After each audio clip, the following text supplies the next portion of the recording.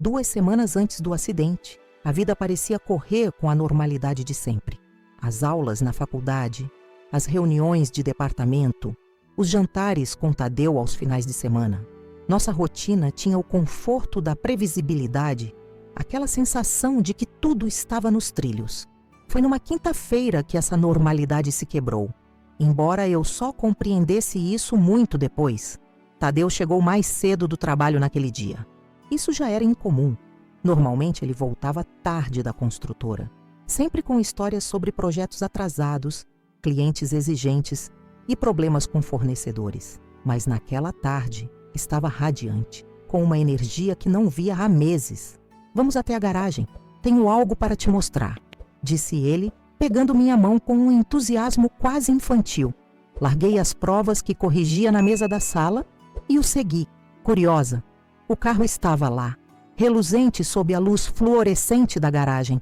Um sedã prata, modelo do ano, com um grande laço vermelho no capô, como aqueles presentes extravagantes que vemos em filmes americanos. Tadeu, o que é isso? Perguntei genuinamente confusa. Seu novo carro. Não aguento mais ver você sofrendo com aquela lata velha que vive te deixando na mão. Você merece algo melhor, mais seguro. Fiquei paralisada, uma mistura de surpresa e desconfiança. Tadeu não era de fazer grandes gestos românticos ou presentes caros sem motivo. Nossa vida financeira era confortável, sim, mas também éramos cautelosos com gastos. Um carro 0 quilômetro era algo que normalmente discutiríamos por semanas antes de comprar. Mas não é meu aniversário, não é nosso aniversário. Qual a ocasião? Ele se aproximou, colocando as mãos nos meus ombros. Preciso de ocasião para mimar minha esposa? Os negócios estão indo bem. Acabamos de fechar aquele contrato com a prefeitura para um novo conjunto habitacional. Posso finalmente te dar algo que você merece. Não contei para Tadeu, mas liguei para minha mãe naquela mesma noite.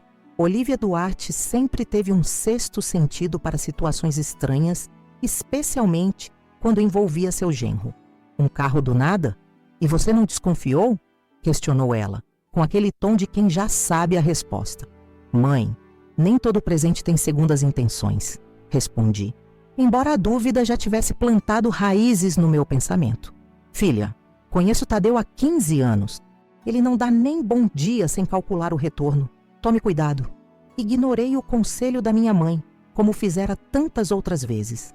Olívia nunca escondeu sua desaprovação pelo meu casamento. Segundo ela, Tadeu tinha olhos frios, não era de confiança. Atribuí suas preocupações ao ciúme maternal e seguia em frente com minha vida.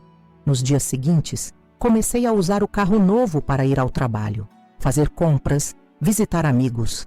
Era confortável, silencioso, tudo funcionando perfeitamente, ou assim parecia. Tadeu demonstrava um interesse incomum nas minhas saídas. Vai passar pela ladeira do cruzeiro hoje? Perguntou na manhã de segunda-feira, enquanto tomávamos café. Provavelmente. É o caminho mais rápido para a sua faculdade. Por quê? Por nada, respondeu rapidamente. Só estava pensando que é um trecho perigoso. Talvez você devesse tentar a rota alternativa pelo bairro São José. Aquela rota demora 20 minutos a mais, Tadeu. Passo pela ladeira há anos e nunca tive problemas. Ele deu de ombros, mas notei uma tensão sutil em seus lábios. Só me preocupo com você. Na terça-feira, encontrei Roberta Magalhães para um café depois das aulas. Minha melhor amiga desde os tempos de colégio trabalhava como enfermeira-chefe no Hospital Santa Misericórdia. E, como minha mãe, nunca escondeu suas reservas em relação ao meu casamento.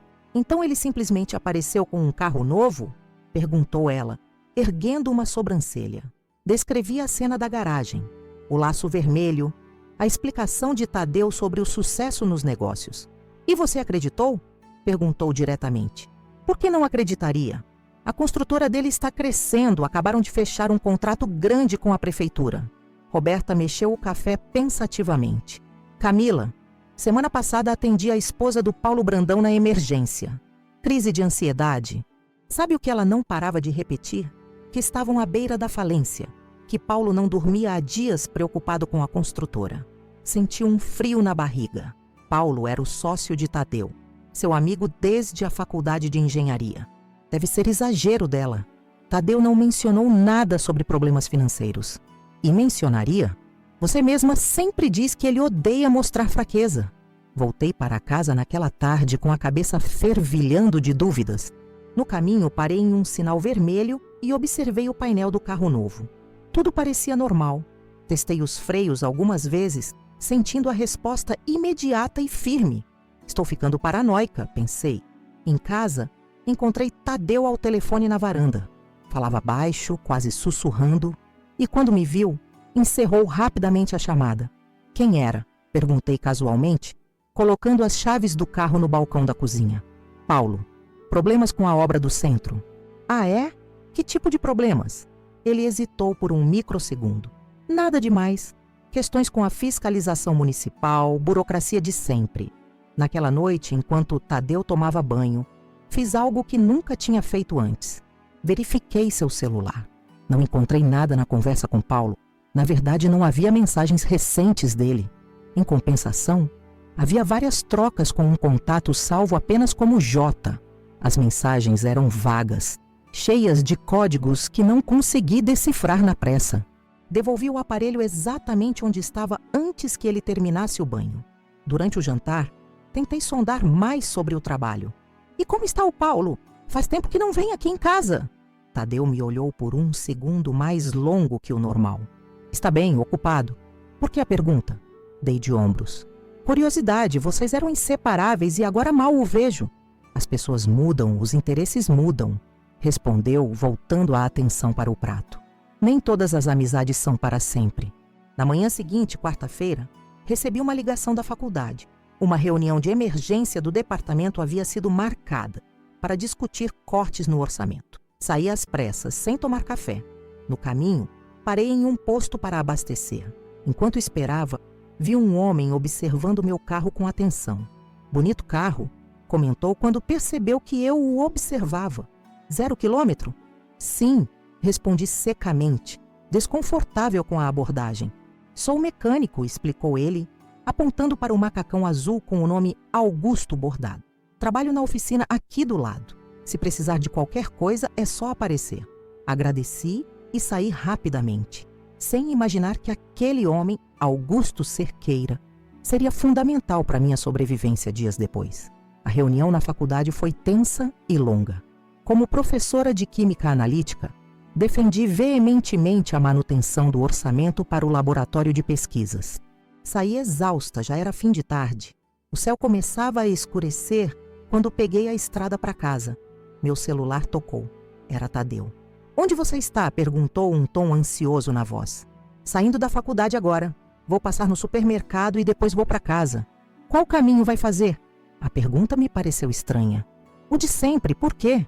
Nada, só... Tome cuidado na ladeira do cruzeiro. Disseram que o asfalto está escorregadio depois da chuva de ontem. Não tinha chovido no dia anterior. Algo estalou na minha mente. As perguntas constantes sobre meus trajetos. O interesse súbito pela minha segurança. O carro novo, sem motivo aparente. A conversa suspeita ao telefone. As mensagens enigmáticas para J. Destasné. A informação de Roberta sobre os problemas financeiros da construtora, que Tadeu nunca mencionou. Decidi não passar no supermercado. Iria direto para casa e confrontaria Tadeu. Precisava entender o que estava acontecendo antes que minha imaginação criasse cenários catastróficos. Talvez tudo tivesse uma explicação simples e eu estivesse exagerando, influenciada pelas desconfianças da minha mãe e de Roberta. A ladeira do cruzeiro se aproximava. Reduzi a velocidade naturalmente, como sempre fazia naquele trecho. Foi quando percebi uma movimentação estranha no carro à minha frente. O motorista gesticulava pelo retrovisor, como se tentasse me avisar sobre algo. Diminuí mais ainda, confusa. O carro da frente encostou no acostamento, deixando a via livre. Comecei a descer a ladeira lentamente, ainda intrigada com o comportamento do outro motorista. Foi então que tudo aconteceu. Ao atingir a parte mais íngreme da descida, pisei no freio para reduzir ainda mais, e o pedal afundou completamente, sem oferecer resistência.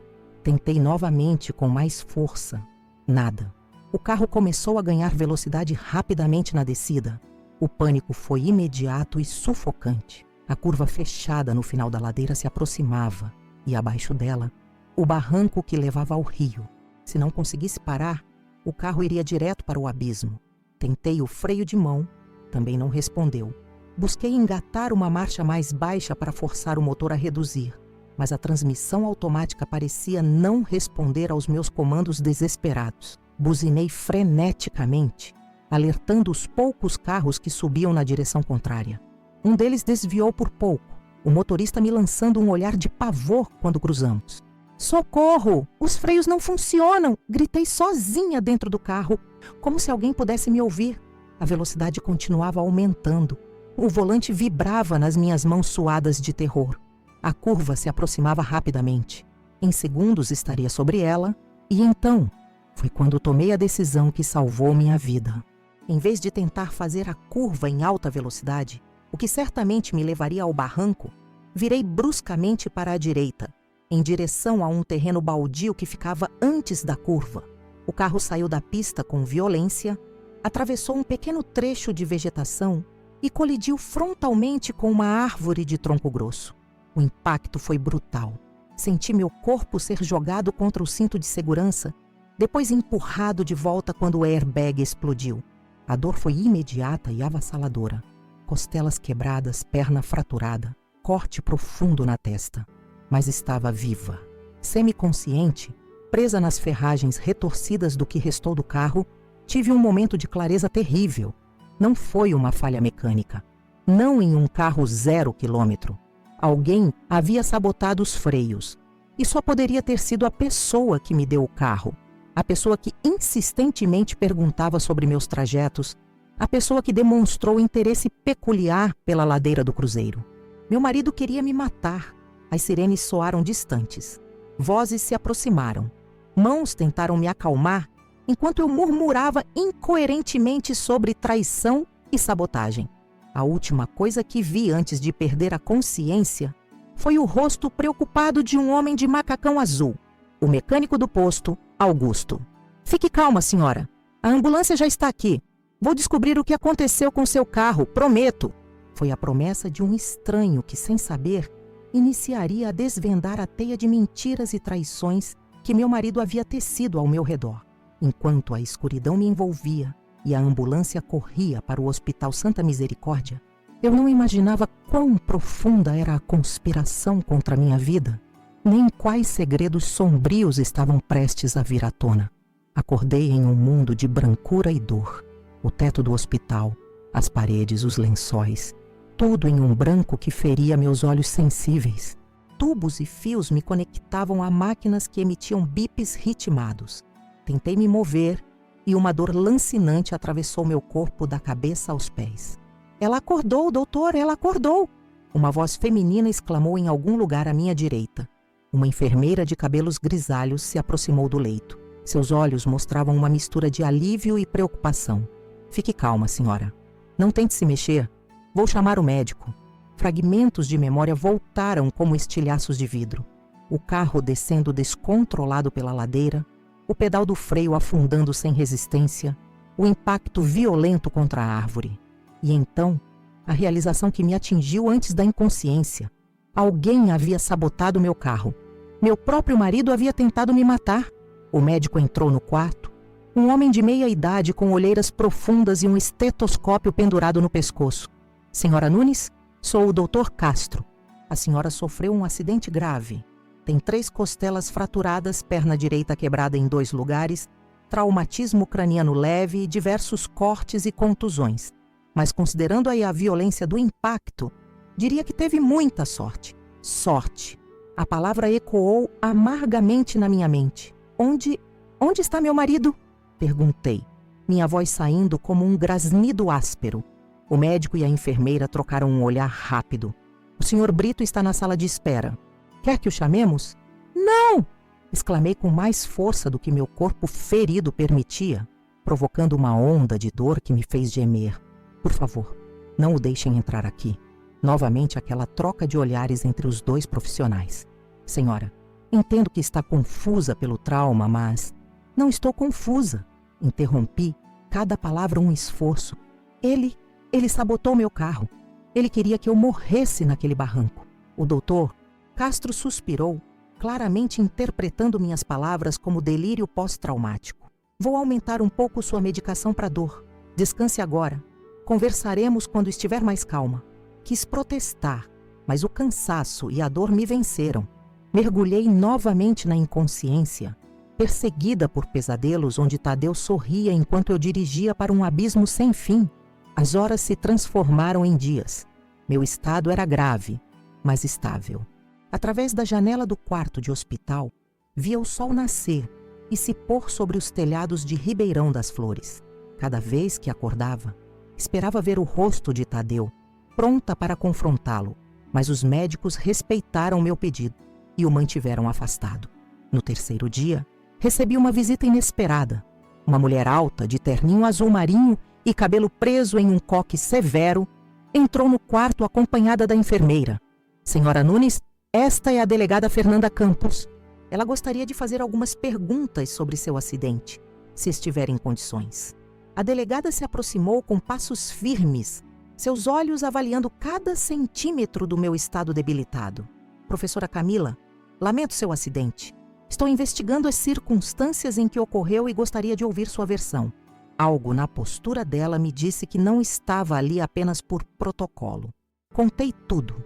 O presente inesperado do carro, as perguntas constantes de Tadeu sobre meus trajetos, sua insistência sobre a ladeira do cruzeiro e, finalmente, a falha total dos freios na descida. A senhora acredita que os freios foram deliberadamente sabotados? Perguntou a delegada, seu tom neutro, mas seus olhos intensos. Tenho certeza. Um carro 0 km não falha assim, de repente e completamente. Alguém mexeu nos freios e a única pessoa que tinha motivo e oportunidade era meu marido. E qual seria o motivo? Questionou ela, anotando algo em uma pequena caderneta. Hesitei. Isso eu ainda não sei ao certo, mas soube recentemente que a construtora dele pode estar em dificuldades financeiras, embora ele nunca tenha mencionado isso. A delegada assentiu pensativamente. A senhora sabia que é beneficiária de um seguro de vida no valor de R$ 2 milhões?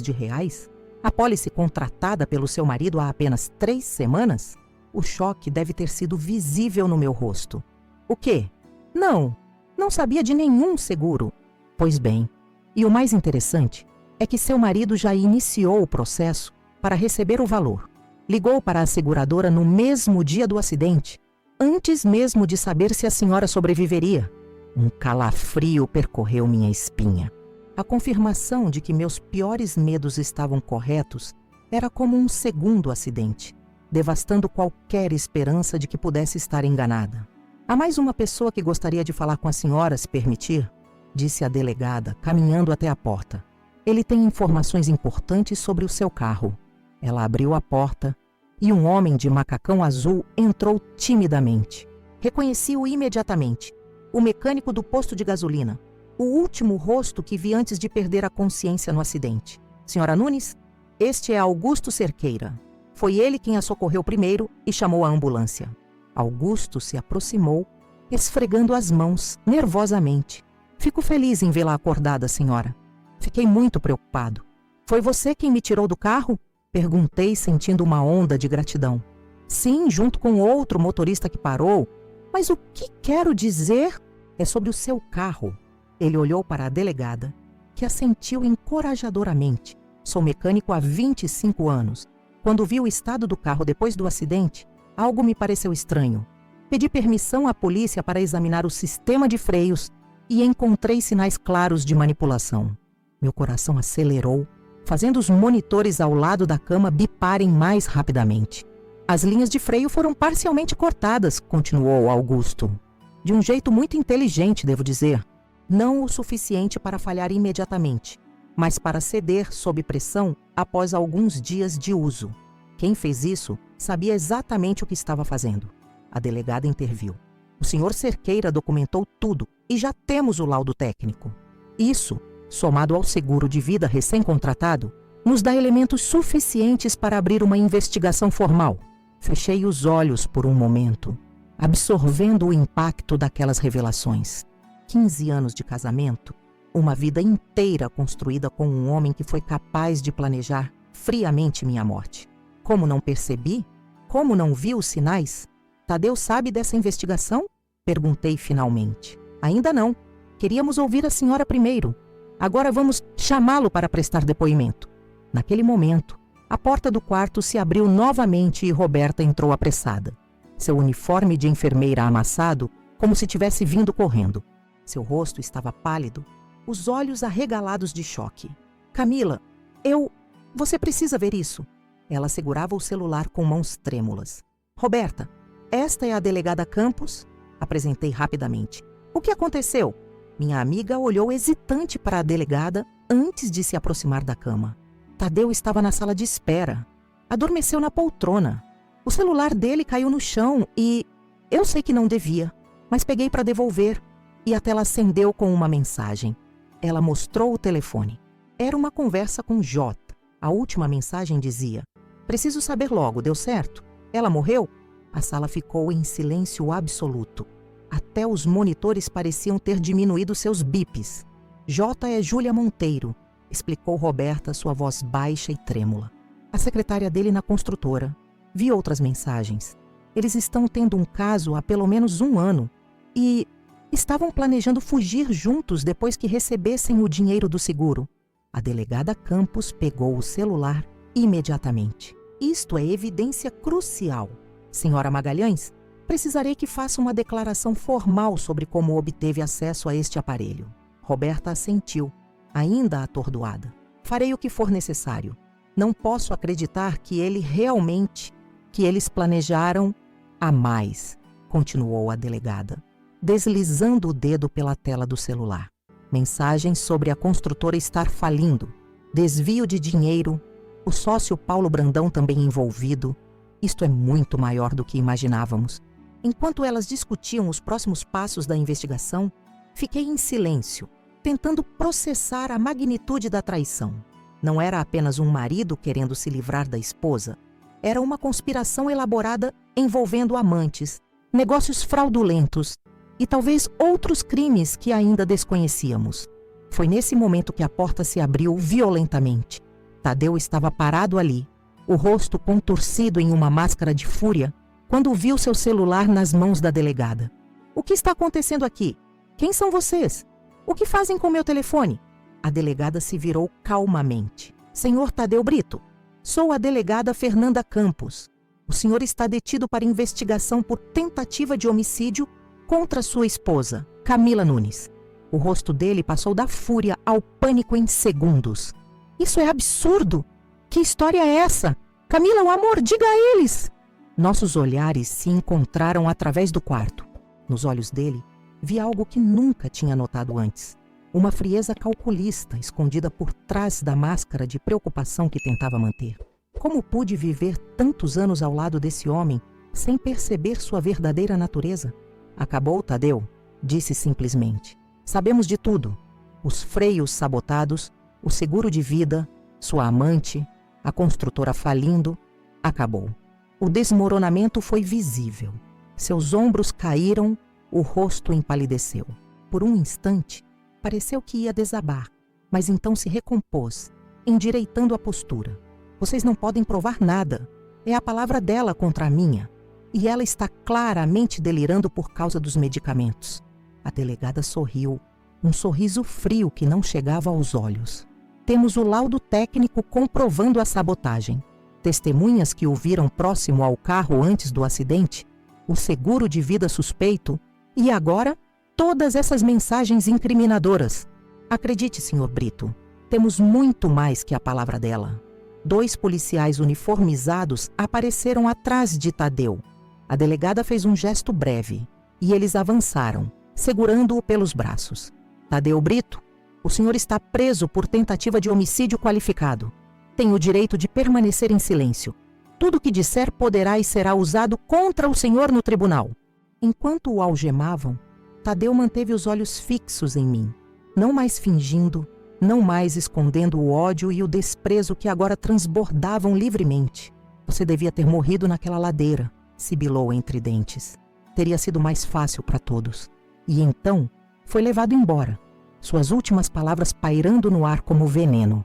O quarto ficou em silêncio novamente. Roberta veio até mim, segurando minha mão, lágrimas escorrendo pelo seu rosto. Augusto permaneceu afastado, constrangido por presenciar um momento tão íntimo e doloroso. A delegada guardava o celular em uma sacola plástica, etiquetando-a como evidência. "O que acontece agora?" Perguntei, sentindo-me estranhamente vazia. "Agora, senhora Nunes, a senhora se concentra em se recuperar", respondeu a delegada. "Nós cuidaremos da investigação, reuniremos todas as provas necessárias e garantiremos que justiça seja feita. O senhor Brito e seus cúmplices responderão por seus crimes." Naquela noite, sozinha no quarto de hospital, revivi cada momento dos últimos 15 anos com Tadeu. Cada sorriso, cada promessa, cada plano para o futuro, tudo manchado agora pela revelação de sua traição. Como reconstruir uma vida depois de descobrir que a pessoa com quem você compartilhou sua existência planejou friamente sua morte? Olhei pela janela para as luzes de Ribeirão das Flores brilhando na noite. Em algum lugar lá fora, minha mãe estava vindo para o hospital, avisada por Roberta sobre tudo o que acontecera. Em algum lugar, Júlia Monteiro provavelmente estava sendo detida também. Em alguma cela, Tadeu enfrentava sua primeira noite na prisão. E eu estava viva! Contra todas as probabilidades, contra o plano meticuloso de um homem que conhecia cada detalhe da minha rotina, cada hábito, cada vulnerabilidade. Eu havia sobrevivido. O carro que deveria ter sido meu caixão metálico tornou-se, ironicamente, a evidência que o condenaria. Uma sensação estranha começou a crescer dentro de mim, algo que não esperava sentir tão cedo. Força. Não estava quebrada apenas fisicamente, mas emocionalmente despedaçada. Porém, de alguma forma, senti os primeiros sinais de uma resolução se formando entre os fragmentos. Sobreviveria a isso também. Reconstruiria minha vida peça por peça, dia após dia. O acidente que deveria ter encerrado minha história se tornara apenas o início de um novo capítulo. Um que eu escreveria com minhas próprias regras, livre da sombra de um homem que confundi com amor por tanto tempo. Os dias no hospital se arrastavam como uma estrada interminável. Meu corpo recuperava-se lentamente. Os hematomas mudavam de roxo para amarelo, os pontos dos cortes começavam a cicatrizar e as fraturas, presas sob o gesso pesado, iniciavam seu processo de regeneração. A dor física, no entanto, parecia insignificante comparada ao vazio que sentia por dentro. Minha mãe, Olívia, instalou-se no pequeno sofá do quarto hospitalar, recusando-se a me deixar sozinha. Aos 67 anos, ela ainda mantinha a postura ereta e a determinação ferrenha que sempre a caracterizaram. Suas rugas pareciam mais profundas agora, marcadas pela preocupação e pela raiva contida. Sempre soube que aquele homem não prestava, murmurava ela enquanto ajeitava meus travesseiros. Desde o primeiro jantar em que o trouxe em casa, havia algo nos olhos dele, uma frieza. "Eu sei, mãe", respondia eu, cansada demais para argumentar. "Você sempre me avisou." Ela parou, segurando minha mão. "Não estou dizendo eu te avisei, filha. Estou dizendo que você não tem culpa. Pessoas como Tadeu são especialistas em enganar, em mostrar apenas o que querem que vejamos." Na manhã do 10º dia de internação, Roberta apareceu com um envelope pardo nas mãos e uma expressão grave no rosto. Havia olheiras profundas sob seus olhos. Ela dividia seu tempo entre os turnos no hospital e as visitas à delegacia para prestar depoimentos. "Camila, a delegada Campos pediu para te entregar isso", disse ela, hesitante. "São cópias das mensagens do celular de Tadeu. Ela achou que você tem o direito de saber tudo, mas me alertou que o conteúdo é perturbador." Olhei para o envelope como se contivesse veneno. Parte de mim queria jogá-lo fora sem abrir, preservar o que restava das minhas memórias. Outra parte, mais forte, precisava conhecer a verdade completa, por mais dolorosa que fosse. "Você quer que eu fique enquanto lê?" ofereceu Roberta. Assenti silenciosamente, incapaz de enfrentar aquilo sozinha. As folhas impressas continham centenas de mensagens trocadas entre Tadeu e Júlia Monteiro ao longo do último ano. Inicialmente flerte casual, depois encontros marcados, planos elaborados e, finalmente, a conspiração. "Não aguento mais fingir", escrever a Tadeu 3 meses antes. "Cada dia ao lado dela é uma tortura. Quero começar uma vida nova com você. Mas e a construtora? Respondera Júlia. Paulo disse que vocês estão à beira da falência. Tenho um plano. Camila tem um seguro de vida substancial pelo trabalho dela. Se algo acontecer com ela, resolvo 2 problemas de uma vez. Li aquelas palavras sentindo um frio que nenhum cobertor poderia aquecer. O homem com quem dividia a cama por 15 anos discutia minha morte como quem planeja uma viagem de férias. Precisamos ser espertos, continuava ele em outra mensagem. Não pode parecer proposital. Estou pensando em algo com o carro dela. Aquela ladeira perto de casa seria perfeita. Um acidente, freios falham, ela cai no barranco, caso encerrado. E se ela sobreviver? Perguntara Júlia. Não vai. Conheço um mecânico que me deve favores. Ele vai garantir que seja definitivo. Lágrimas silenciosas escorriam pelo meu rosto enquanto avançava pela cronologia daquela traição meticulosamente planejada. Havia detalhes sobre a compra do carro, a contratação do seguro adicional, a sabotagem nos freios e depois a ansiedade crescente nos dias que antecederam o acidente. A última troca de mensagens era do dia do acidente. Júlia perguntando: já aconteceu? Estou nervosa. E Tadeu respondendo: ela saiu há pouco pegando a rota da ladeira como sempre. É hoje. Deixei os papéis caírem no meu colo, exausta emocional e fisicamente. Roberta segurava minha mão com força. Como alguém pode fazer isso, Roberta? Como alguém pode dormir ao lado de uma pessoa por anos e depois planejar sua morte com tanta frieza? Ela não tinha resposta. Ninguém tinha. Naquela tarde, a delegada Campos veio pessoalmente me visitar. Seu terninho impecável e postura profissional não conseguiam esconder completamente a compaixão em seus olhos. Senhora Nunes, vim informá-la sobre os desdobramentos do caso. Júlia Monteiro foi detida ontem à noite. Confessou participação no plano, mas alega que a ideia foi inteiramente de seu marido. E Paulo Brandão, o sócio de Tadeu? Perguntei, lembrando-me das mensagens que mencionavam problemas financeiros na construtora. Também está detido. A investigação revelou um esquema complexo de desvio de dinheiro. Eles vinham fraudando contratos, principalmente com a prefeitura, há pelo menos 2 anos. Franzia a testa confusa. Mas Tadeu sempre falou que os negócios estavam prosperando. Era fachada. Na verdade, a construtora acumulava dívidas enormes. Seu marido e o sócio desviaram quase 3 milhões de reais que foram parar em contas no exterior. Estavam planejando fugir do país assim que o problema representado por você fosse resolvido. A crueza daquela afirmação me atingiu como um segundo impacto. Eu não era apenas uma esposa indesejada, era um problema a ser resolvido. Há mais uma coisa, continuou a delegada hesitante. Encontramos documentos no escritório de Tadeu sobre a primeira esposa dele. Primeira esposa? Tadeu nunca foi casado antes de mim, protestei. Foi sim, por 1 ano, antes de conhecer você. Marina Álvares morreu em um acidente de carro em São Paulo, há 17 anos. Freios falhos, o carro caiu de uma ribanceira. O choque dessa revelação foi como receber um diagnóstico terminal. Não apenas meu casamento era uma farsa, mas aparentemente eu não era a primeira vítima de Tadeu. Outra mulher havia morrido no mesmo esquema que quase me matou. Ele a matou também? Perguntei com voz trêmula. Estamos reabrindo o caso. As circunstâncias são suspeitamente similares. E agora temos um padrão de comportamento estabelecido. Havia também um seguro de vida envolvido, embora menor. Nos dias que se seguiram, a história explodiu na mídia. Os jornais de Ribeirão das Flores estampavam manchetes sensacionalistas. Empresário planeja a morte da esposa por herança. Triângulo amoroso e corrupção na construtora Brito em Brandão. Caso da professora que sobreviveu ao marido assassino.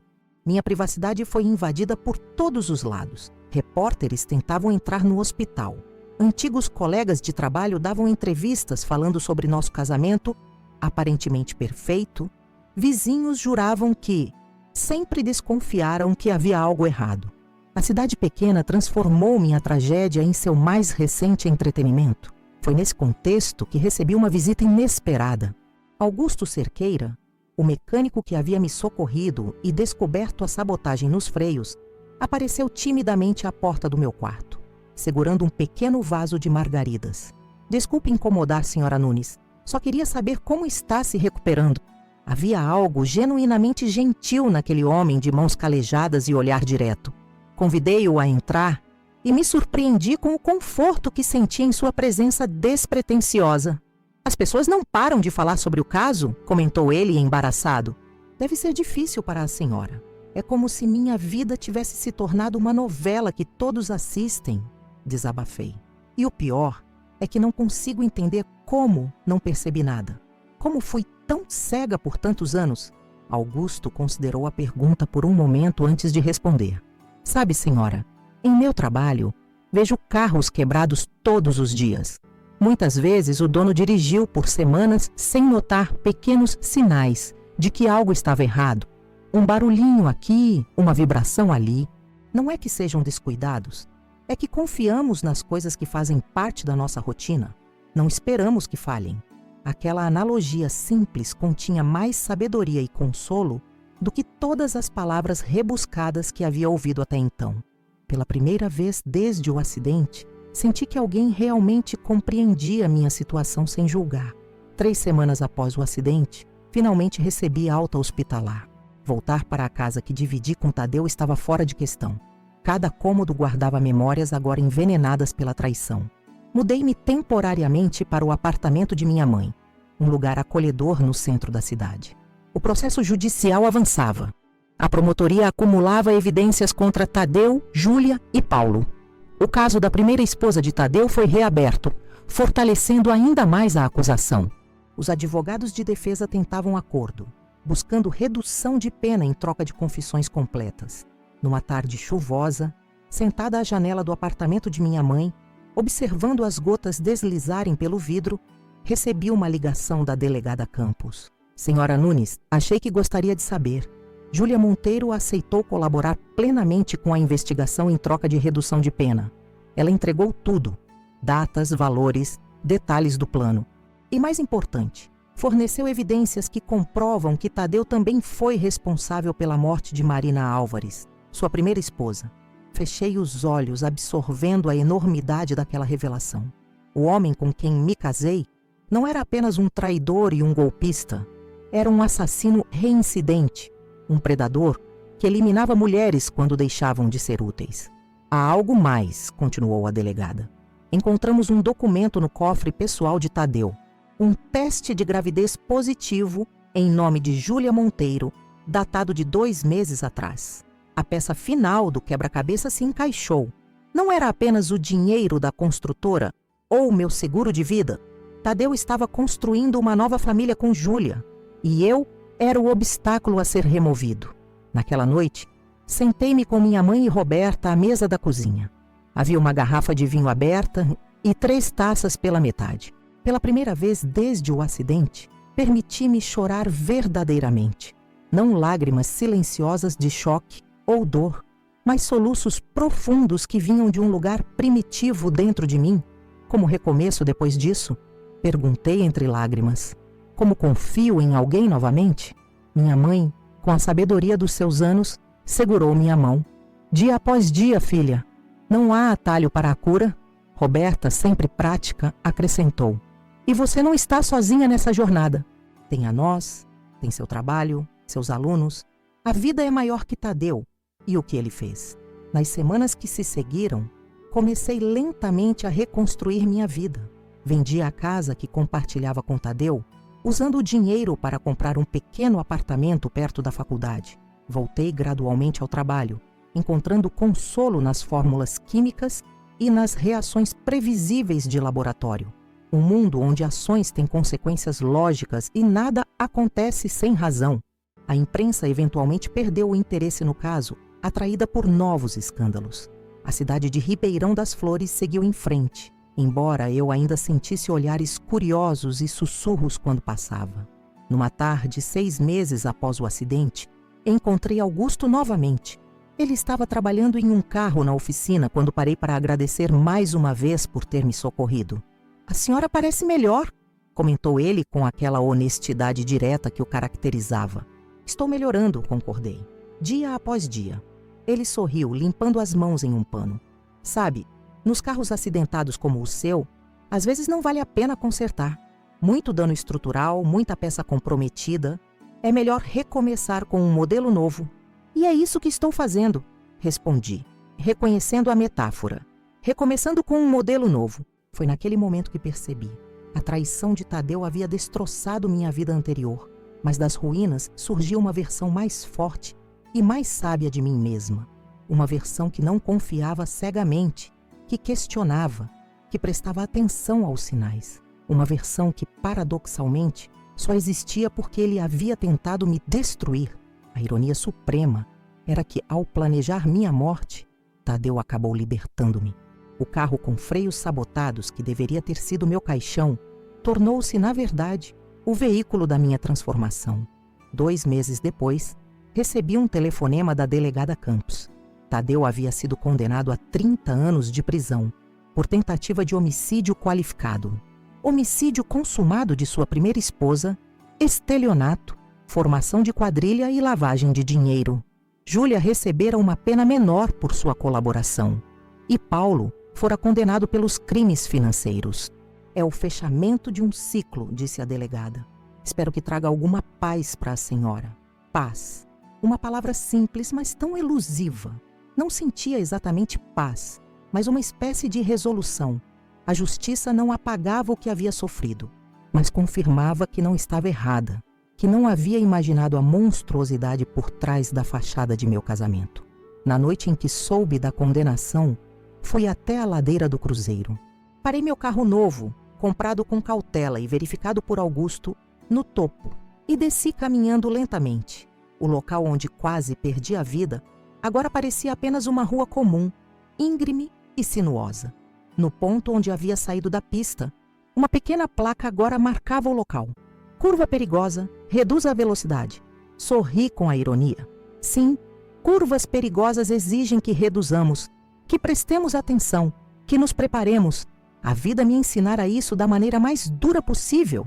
De pé naquele lugar que deveria ter sido meu fim, tomei uma decisão.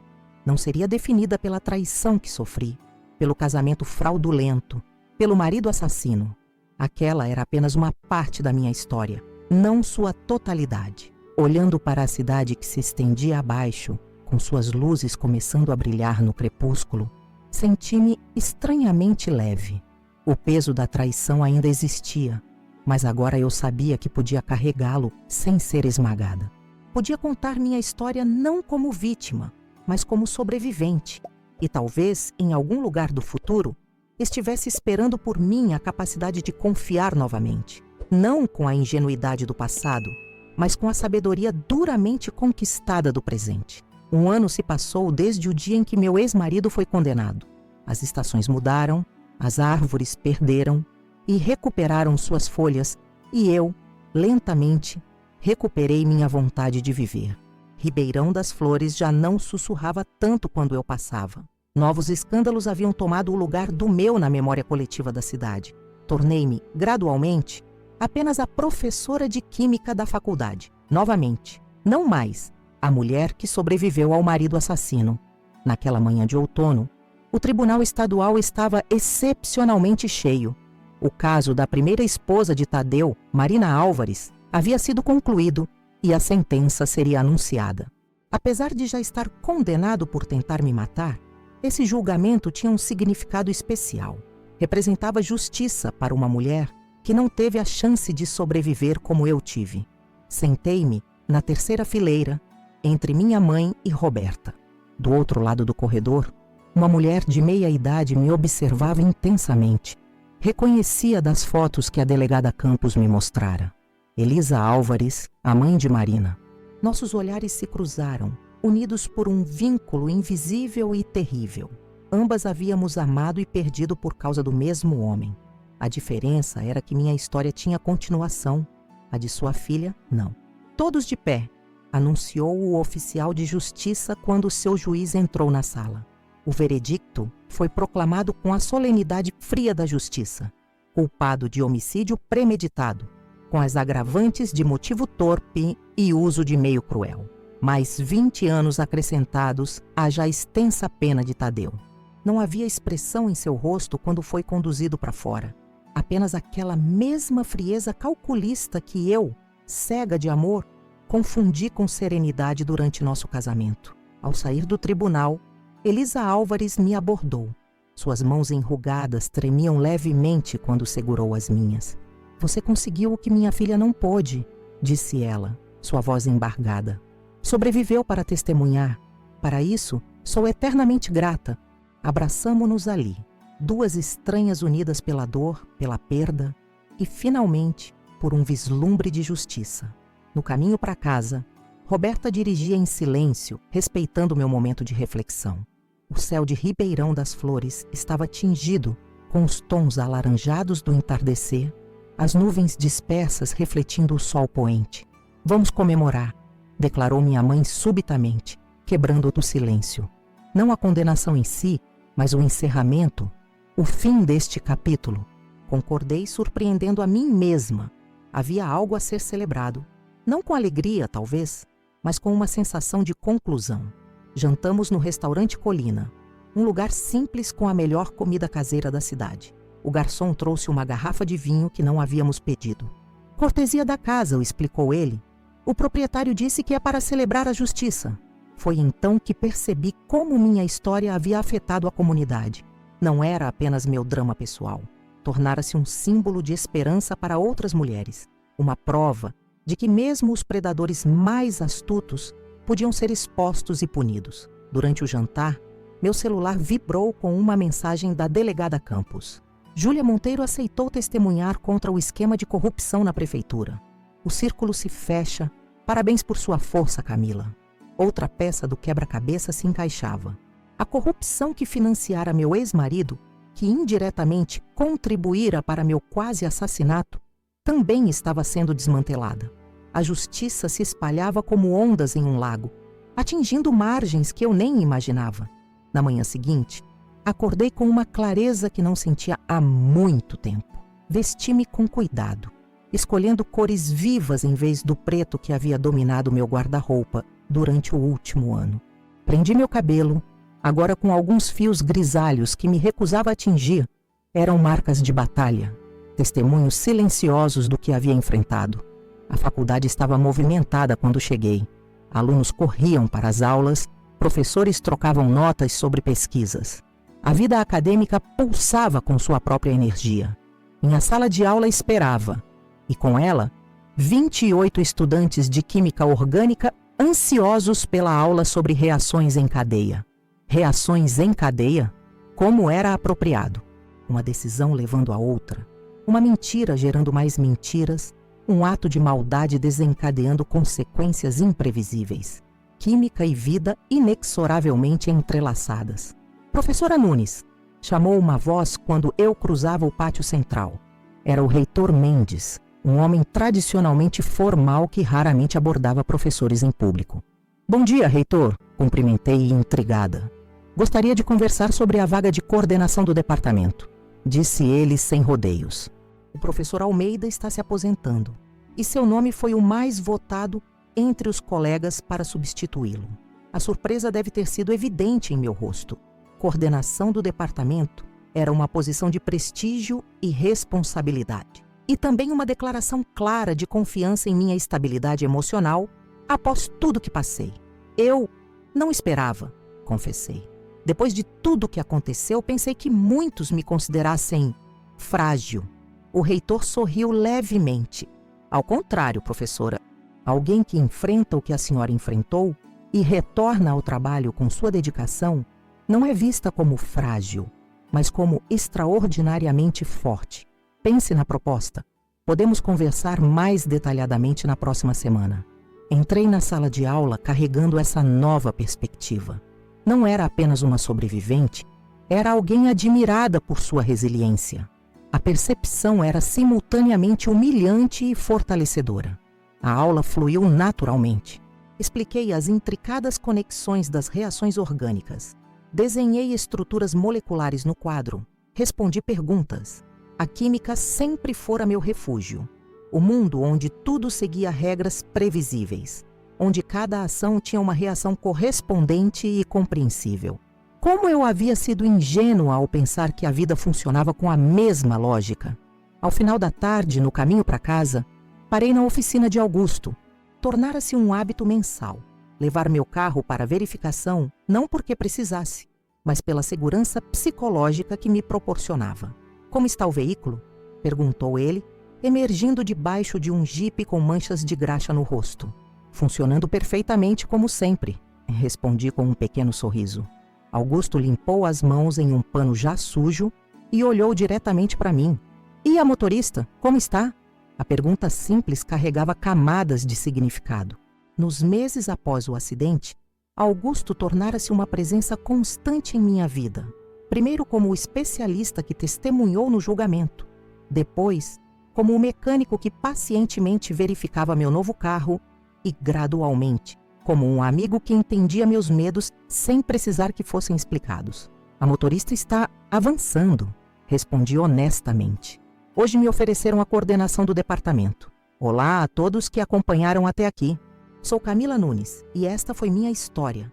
Uma jornada que começou com um presente que quase custou minha vida. Quando meu então marido Tadeu chegou em casa com aquele carro novo, jamais poderia imaginar que era o início de um plano para me matar. Aquele sedã prata, que deveria ter sido meu caixão metálico no fundo do barranco após a ladeira do cruzeiro, ironicamente, se tornou o meio pelo qual a verdade veio à tona. O destino tem maneiras surpreendentes de mudar nossas vidas. Se os freios não tivessem falhado exatamente naquele ponto da ladeira, se eu não tivesse tomado a decisão instintiva de desviar para aquele terreno baldio, se Augusto não estivesse passando naquele exato momento para me socorrer, tantas coincidências que juntas frustraram o plano meticulosamente elaborado por Tadeu. A descoberta da traição foi devastadora. 15 anos de casamento revelados como uma farsa. Um homem que jurou me amar, planejando friamente minha morte por dinheiro e por uma nova vida com sua amante grávida. A dor dessa revelação foi mais profunda que qualquer ferida física causada pelo acidente. Fraturas ósseas se curam com tempo e cuidado médico. Fraturas na alma exigem um tipo diferente de recuperação. O caso que abalou Ribeirão das Flores trouxe à tona não apenas a tentativa de homicídio contra mim, mas também o assassinato de Marina Álvares, a primeira esposa de Tadeu, além de um esquema de corrupção envolvendo a construtora e a prefeitura da cidade. Cada camada de mentira que se desvelava mostrava o quanto eu tinha sido cega, o quanto tinha ignorado sinais que agora pareciam tão óbvios. Mas minha história não é apenas sobre traição e dor, é sobre recomeço, sobre transformação. É sobre como às vezes precisamos perder tudo para descobrir quem realmente somos. No hospital, enquanto lutava para me recuperar das feridas físicas, comecei também a reconstruir minha identidade. Não era mais apenas a esposa de Tadeu Brito, o empresário respeitado. Era Camila Nunes, uma mulher que enfrentou a morte de frente e sobreviveu para contar a história. O apoio de pessoas como minha mãe Olívia, sempre desconfiada do meu ex-marido, Roberta, minha amiga, que descobriu as mensagens incriminadoras, a delegada Fernanda Campos, com sua determinação inabalável em busca de justiça, e Augusto, o mecânico que não apenas me salvou fisicamente, mas também se tornou um pilar durante minha recuperação. Todos foram fundamentais nesse processo de renascimento. Justiça foi feita. Tadeu, Júlia e Paulo pagam por seus crimes atrás das grades. A verdade sobre a morte de Marina veio à tona, trazendo algum conforto para sua mãe, Elisa. O esquema de corrupção foi desmantelado, mas a verdadeira vitória não foi o veredito no tribunal. Foi cada passo que dei em direção a uma nova versão de mim mesma. Hoje, como coordenadora do Departamento de Química da faculdade, encontrei um propósito renovado. Através do programa que criei para incentivar meninas nas ciências, transformo um pouco da escuridão que vivenciei em luz para outras pessoas. Aquele pequeno fragmento do sistema de freio sabotado, emoldurado na minha mesa, não é um lembrete do que quase perdi, mas do que ganhei. Uma segunda chance, uma nova perspectiva, uma força que nem sabia que possuía. Aprendi que sobreviver não é apenas continuar respirando, é reclamar sua história, ressignificá-la e usar até mesmo as experiências mais dolorosas como fundação para algo novo e significativo. Aprendi que confiar novamente é possível, mesmo depois da traição mais profunda, embora seja uma confiança diferente, mais cautelosa, mais sábia, mais valiosa justamente por não ser ingênua. Minha história não acabou naquela ladeira, nem no tribunal, nem com a prisão de Tadeu. Continua todos os dias em cada escolha que faço, em cada momento que decido não deixar que o passado defina meu futuro. Se você está passando por algo semelhante, saiba que não está sozinho. Se sente que está preso em um relacionamento que não é saudável, se percebe sinais de manipulação ou abuso, busque ajuda. Existem pessoas dispostas a ouvir, a acreditar, a apoiar. Eu tive a sorte de sobreviver para contar minha história. Muitas pessoas não têm essa oportunidade. E a você que acompanhou minha jornada até aqui, quero agradecer de coração. Compartilhar essa história não foi fácil. Reviver cada momento doloroso, cada descoberta chocante. Mas se minha experiência puder ajudar uma pessoa a reconhecer sinais de perigo em seu relacionamento, ou dar coragem a alguém para buscar ajuda, ou simplesmente mostrar que é possível reconstruir a vida mesmo após a pior das traições, então valeu a pena. O canal Vingança do Dia existe exatamente para isso, para dar voz a histórias reais de pessoas que enfrentaram situações extremas e encontraram um caminho de volta à luz. Histórias como a minha, histórias como talvez a sua. Se você se identificou com qualquer parte do que compartilhei, ou se simplesmente sentiu que esta história tocou algo dentro de você, peço que se inscreva no canal. Há muitas outras histórias esperando para serem contadas. Muitas lições importantes a serem aprendidas. Seus comentários significam muito para nós. Me conte de onde você está assistindo, se já passou por situação semelhante ou o que mais tocou você nessa história. A comunidade que estamos construindo aqui é um espaço de acolhimento, compreensão e crescimento mútuo. Deixe seu like no vídeo. Isso ajuda o algoritmo a recomendar nossas histórias para mais pessoas que podem precisar ouvi-las. E se puder, compartilhe com alguém que você acredita que se beneficiaria dessa mensagem. Produzir conteúdo diário de qualidade como este exige dedicação e recursos.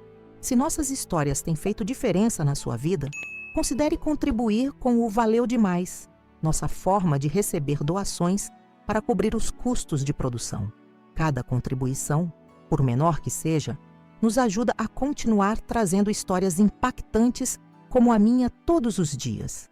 Seu apoio é o que torna possível mantermos esse canal no ar. Você não imagina o trabalho que existe por trás de cada vídeo. Pesquisa, roteirização, gravação, edição. Sua contribuição no Valeu Demais permite que continuemos dedicando tempo e esforço para trazer conteúdo autêntico e transformador. Volto a agradecer por terem me ouvido. Esta é Camila Nunes, de Ribeirão das Flores, Minas Gerais. Lembrando que mesmo nas curvas mais perigosas da vida, podemos encontrar força para seguir adiante e reconstruir o que foi quebrado. Até o próximo vídeo aqui no canal Vingança do Dia. E lembre-se, sua história também merece ser contada.